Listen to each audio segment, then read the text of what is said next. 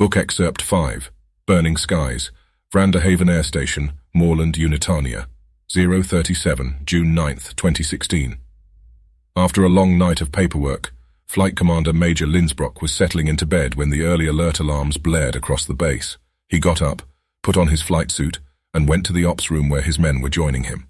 They were all feeling disgruntled after nearly a month of midnight drills and constantly being on high alert. However, their wing commander, Lieutenant Colonel Hughes, appeared worried and cautious. Linsbrock noticed this and adjusted his demeanor as he sat with the other flight commanders. Lieutenant Colonel Hughes cleared his throat, called the room to attention, and began speaking. "Gentlemen, this is no drill. The Metans have finally struck." He delivered the words with complete shock and stone-cold calculation, letting them sit within the air for the room to digest. At some point within the last 30 minutes, Metan strike craft carried out attacks on the entire radar warning network, knocking out all of the Assurance home guard systems, save for one dish in the west. AWACS out of Hullebren is scrambling, but it will take time to get airborne and operational. There are expected to be anywhere between 300 and 700 aircraft in our airspace, carrying out strikes on our logistics, command and control, and forward combat groups. All alert forces are airborne and stuck in the biggest air battle since Camden, and the entire Air Force is scrambling now before their bombers hit our airstrips. Flight Able, you will scramble first and move towards Half Moon Bay to provide point security over the capital. Flight Vengeful, you will head to Wellport and intercept any strike craft in the sector. Flight Jubilant, you will provide air superiority over our airfield and the surrounding areas. And Flight Capable, you will attack north and intercede any bombers along the front line and attack any Metan forces across the Unum. Other groups carry out similar missions nationwide, but the situation is dire. Be careful, be vigilant, aye? "Yes, sir," the room cried out, and then ran out to the ready line, where lines of NEF Fighter 300 Deltas and Charlies awaited.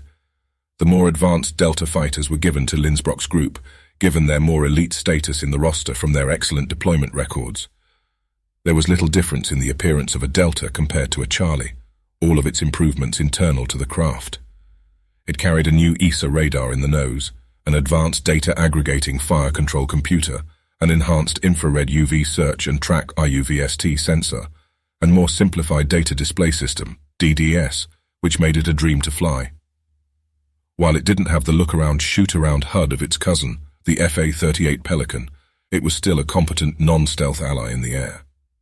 Running up to the side of the fuselage, his plane's chief engineer, the actual owner of the craft, Team Sergeant Brian Smidley, handed him his helmet and helped him get into the winged beast. "Morning, sir. Craft is fully functional, armed with 4 L-21 semi-active radar-guided missiles for general aircraft, 2 L-10J infrared short-range missiles for any knife fighting that occurs, and 2 L-25C active long-range missiles for anything big." "Roger that, Sergeant. How much fuel do I have?" Seated in the cockpit, Major Linsbrock began flicking switches and turning knobs in the complex startup checklist required to make the bird operable and ready for launch. "You got enough for 2 hours of transit and 2 hours of combat. The profile said you're securing airspace over the capital, so we accounted for transit distance and speed, combat either high up for a long period or down low on the deck for short periods, and a slow flight back to maximize toot time on target." "Excellent. You have any clue what's going on?"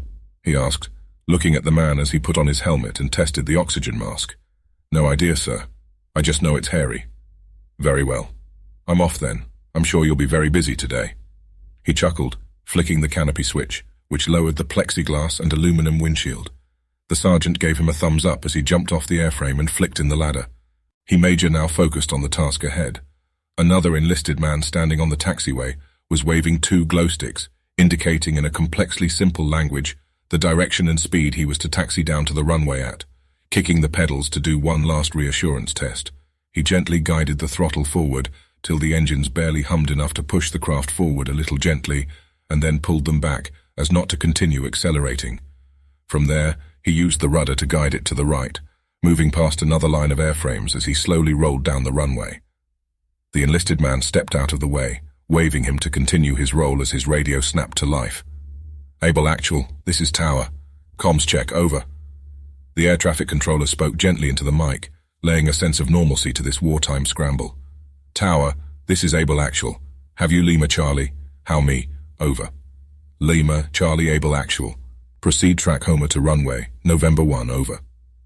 Confirmed tower. Proceed to track Homer to runway November 1. He returned, guiding his aircraft down light-dotted tarmac to the start line of runway November 1, the first and longest runway leading northwards. At the neck of the taxiway leading onto the runway, he buzzed the tower again. Tower, Able Actual, am I cleared for takeoff? Able Actual, green marbles and good hunting. Tower out. Green marbles was the go code for combat takeoff, and interpreting this, Major Linsbrock pressed his throttle forward and shoved his aircraft onto the runway. Checking a few switches and instruments, he pressed it hard forward and glanced right, seeing his flight mates quickly pass by as he shot off across the runway.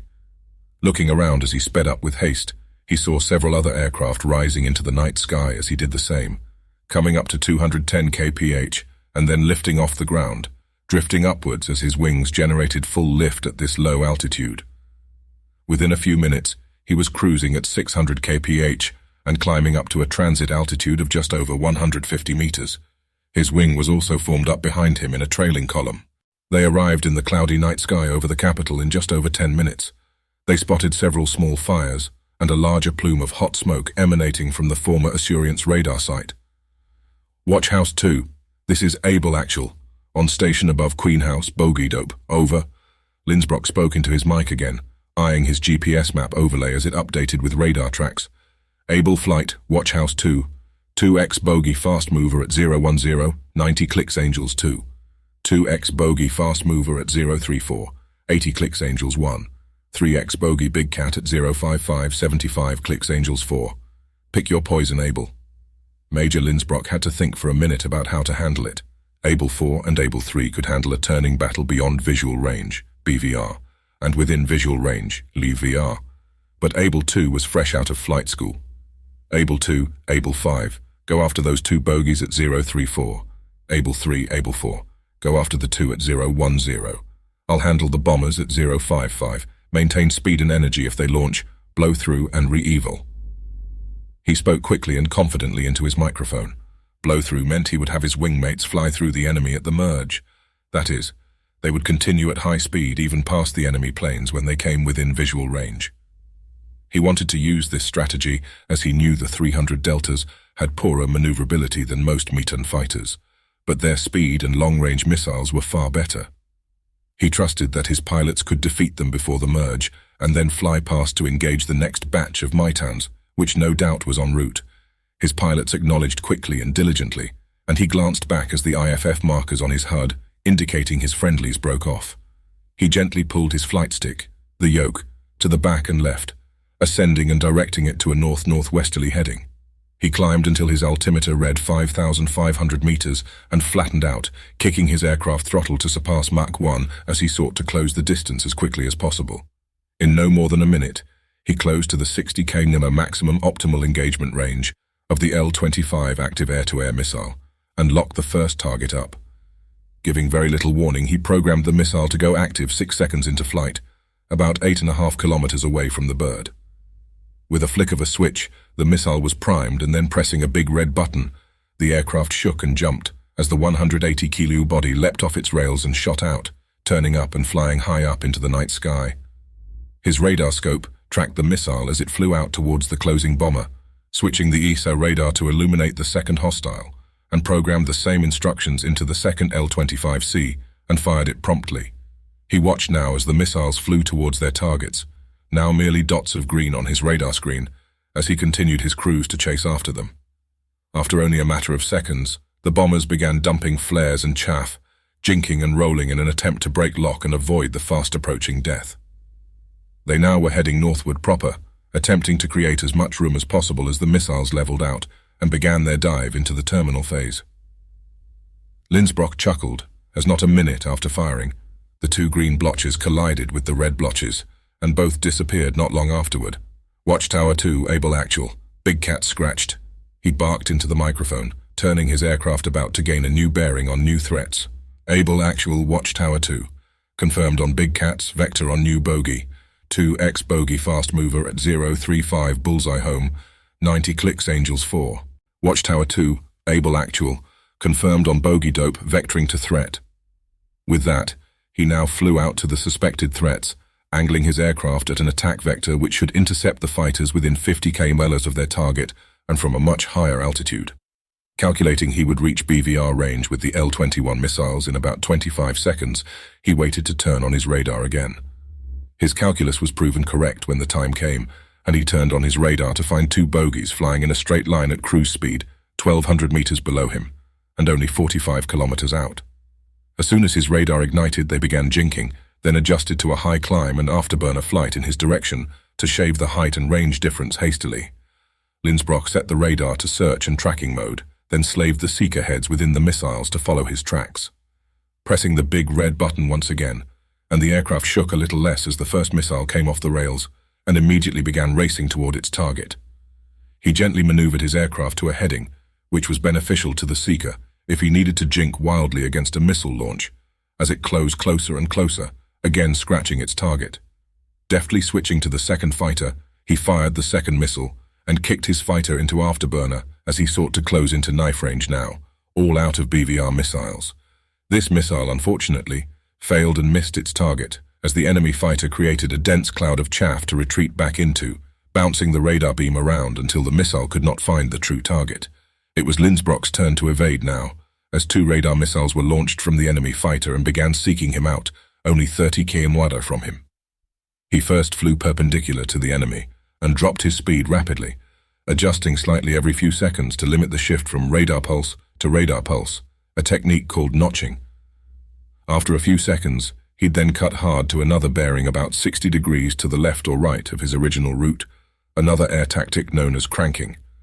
This all made it nigh impossible for the missile to home in and kill him, and he sighed in relief as the two missiles drifted off and disappeared from his radar scope. By now, he was within 10 km of the hostile and began closing aggressively for a visual range battle with heat seekers, and if he failed to eliminate this threat, guns. The skies around him were clear on this full moon night, the only clouds dim wisps far above him. His HUD now populated with the Bandit, giving bearing, range and altitude, BRA, readings alongside it in a red text readout next to the square indicator. Lindsbrock carefully pulled the stick back and pressed the throttle as far forward as he could, gaining in both altitude and speed in a controlled afterburner accent to get on top of the enemy. At 6 km apart, he suddenly rolled over and primed one heat seeker. As he heard it growl, he let it off the rail and banked hard towards the ground as he popped his own flares, primed and ready for the expected retaliation. Rolling over and banking back towards the foe, he watched as the Bandit also popped flares and ran a few complex maneuvers, barely dodging the fast-approaching missile. Lindsbrock was also successful in dodging his attacking missile, seeing a smoke trail illumined in the moonlight streak over him and detonate not 2 kilometers off his left wingtip. Now both pilots were feverishly maneuvering, the Metan diving towards the high-rises below and rolling back and forth in a descending scissors maneuver. Lindsbrock followed and chased him hastily, matching and trying to predict each move, quickly finding himself chasing this Bandit right over the rooftops of several skyscrapers. Finally, he got tone and fired another heat seeker at the bright red exhaust of the afterburner-engaged fighter, but a last-second air trick and a flurry of magnesium flares tricked the seeker head and made it jet off, flying straight ahead and detonating a little after. Now they were really in it, as the Bandit dove even lower, passing by buildings and sinking down to only 200 meters from the ground. At one point, Lindsbrock lost the contact in the maze of glowing lights and climbed quickly to try and regain a radar signature upon him, only to get a thermal warning off his right side. Thinking quickly, he popped flares and chaff, turning into the incoming missile and braking towards the ground at the last second, narrowly dodging it. He had the foe now. The Bandit didn't brake after launching but appeared to be set on getting a pass with guns. Again, Lindsbrock made a last-second turn, splitting past the fighter at no more than a few meters. For a few seconds time, almost stopped as he looked into his cockpit, seeing his own lights and the reflection of his own fighter in the opposition's canopy glass. As the two flew away, they eventually came back together with Lindsbrock close on his tail.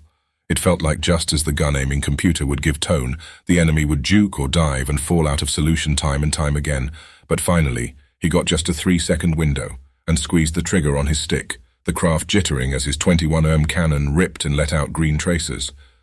The first few passed just under his belly, then cut into his right wing and worked its way onto the fuselage. The back of the plane exploded, and the front half ripped upwards and began spinning over his canopy. He watched in a bit of dazzle as the foe's plane spun in flames until a minor explosion cleared that enemy pilot from the wreck and a white parachute unfurled. Leveling out and panting from the high-G dogfight, Linsbrock depressed his transmit button and spoke across the flight net. All Able elements, Able actual, Winchester, and returning.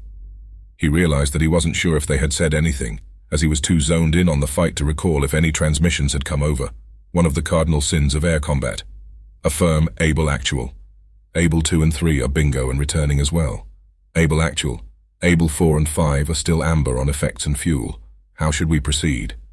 Differ to Watchhouse 2. Report to me for any updates. Out. He relaxed now as he dropped into a low-altitude transit route back to the airbase.